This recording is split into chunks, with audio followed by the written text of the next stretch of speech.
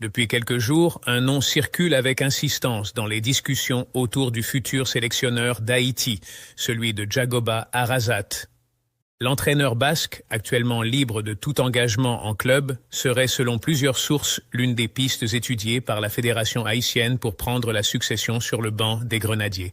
Rien n'est confirmé à ce stade, il s'agit bien d'une rumeur et non d'une annonce officielle, mais le profil mérite qu'on s'y attarde tant il détonne par rapport à ce qu'Haïti a connu ces dernières années. Alors, qui est réellement Djagoba Arrasate? Quel a été son parcours? Et qu'est-ce qui pourrait justifier qu'un club de fédération comme la nôtre s'intéresse à un technicien qui a passé l'essentiel de sa carrière dans le football espagnol de haut niveau? Djagoba Arrasate Elustondo est né le 22 avril 1978 à Berriatua, un petit village du Pays basque espagnol dans la province de Biscaye.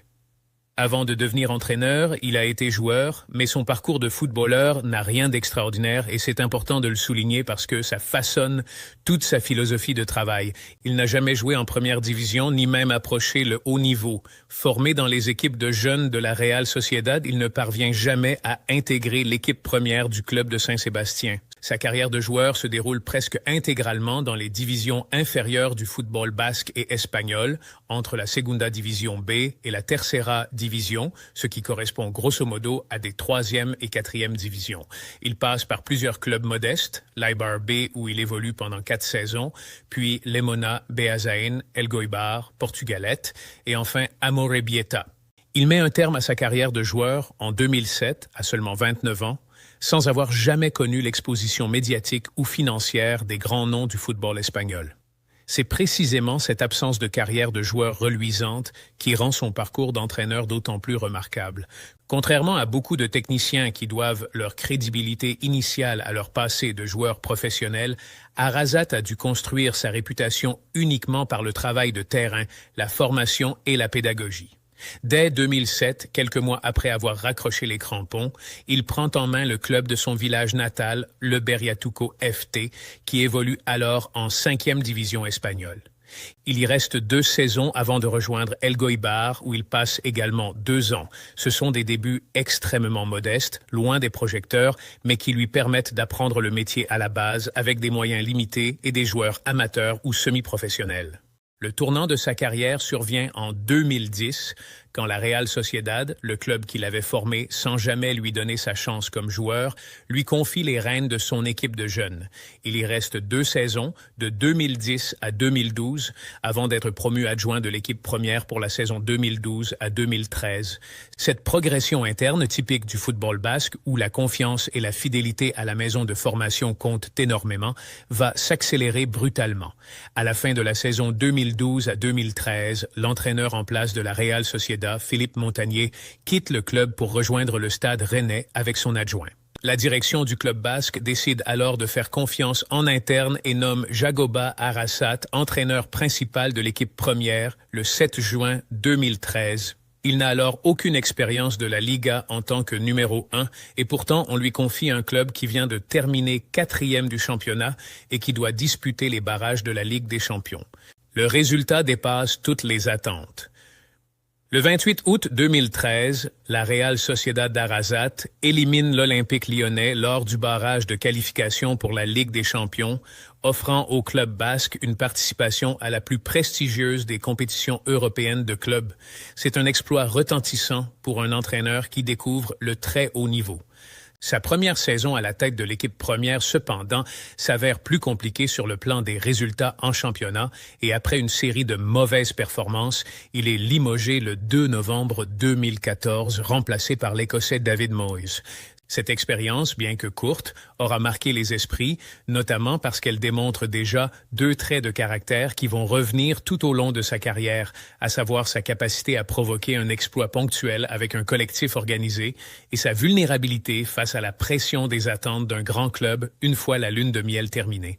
Après ce passage mouvementé à Saint-Sébastien, Arrasate prend le temps de rebondir. En juin 2015, il rejoint le CD Numancia, club de Soria évoluant en 2e division espagnole. C'est un choix révélateur de sa mentalité, celui de repartir sur un projet à taille plus modeste, plutôt que de rester dans l'antichambre des grands clubs en attendant une nouvelle opportunité prestigieuse. Il reste 3 saisons à Numancia, de 2015 à 2018, où il consolide sa réputation de bâtisseur capable de structurer un collectif avec des moyens limités, sans jamais réussir toutefois à monter le club en première division.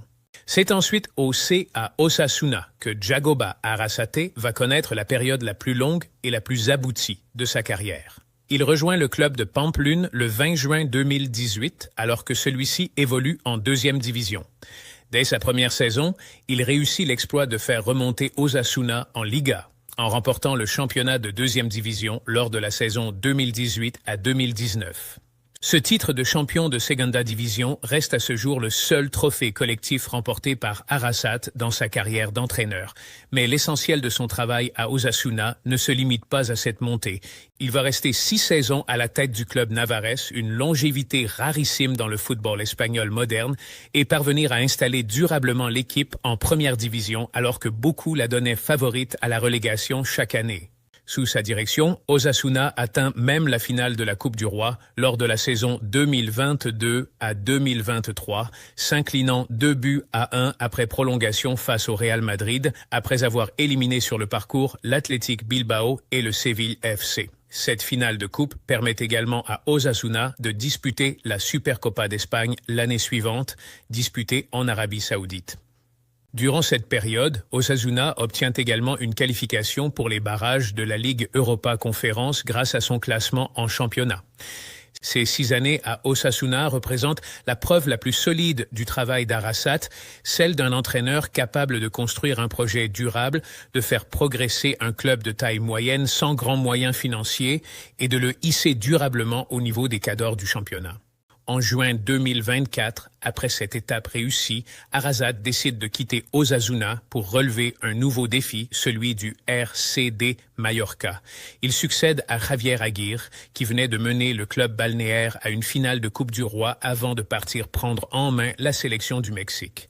Arrasate signe un contrat de 3 ans jusqu'en juin 2027. Sa première saison sur l'île se déroule plutôt bien, Majorque terminant 10e du championnat et disputant les demi-finales de la Supercopa d'Espagne. Le club accroche même le Real Madrid dès la première journée et livre une saison globalement solide, à quelques longueurs seulement d'une qualification européenne. Mais la suite tourne beaucoup plus mal.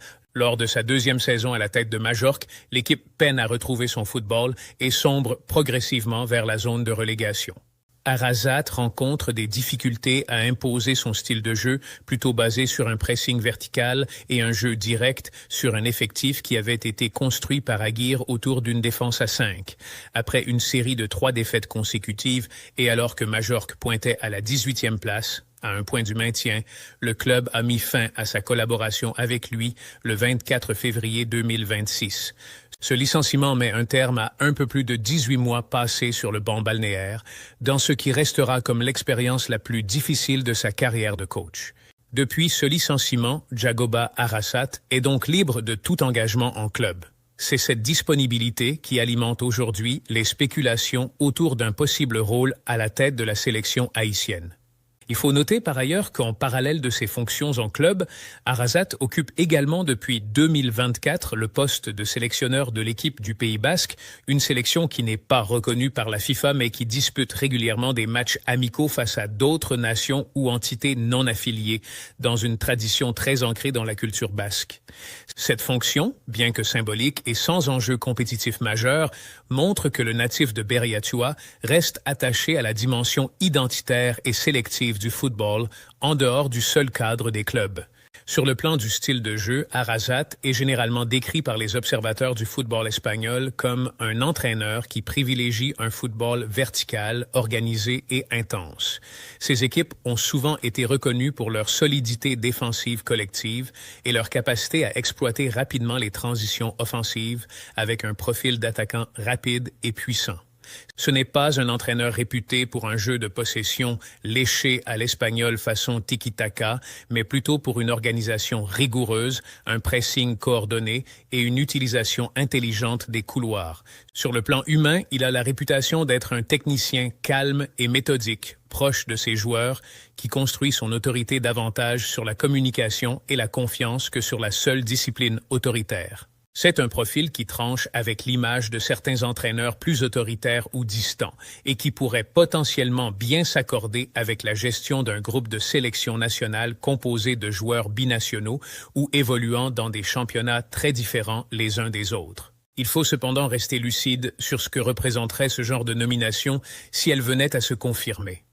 Arrasate n'a jamais entraîné en dehors de l'Espagne, jamais dirigé une sélection nationale reconnue par la FIFA et n'a par ailleurs jamais eu à gérer les contraintes très spécifiques du football de sélection, notamment la gestion d'un calendrier fragmenté, le rassemblement de joueurs binationaux dispersés dans plusieurs championnats à travers le monde, ou encore les enjeux logistiques particuliers liés à la situation d'Haïti. Son expérience est riche en clubs, mais elle reste à transposer dans un cadre totalement différent. Sa dernière expérience à Majorque, qui s'est soldée par un échec sportif et un licenciement, rappelle aussi que même un entraîneur expérimenté et reconnu peut connaître des passages compliqués et qu'aucun nom, aussi solide soit son parcours sur le papier, ne garantit automatiquement la réussite. Cela dit, l'intérêt suscité par ce nom s'explique assez logiquement. Haïti dispose aujourd'hui d'une génération de joueurs évoluant dans des championnats professionnels de bon niveau et la fédération semble vouloir structurer un projet sportif plus ambitieux que par le passé, avec un entraîneur capable d'apporter une identité de jeu claire et une méthode de travail éprouvée.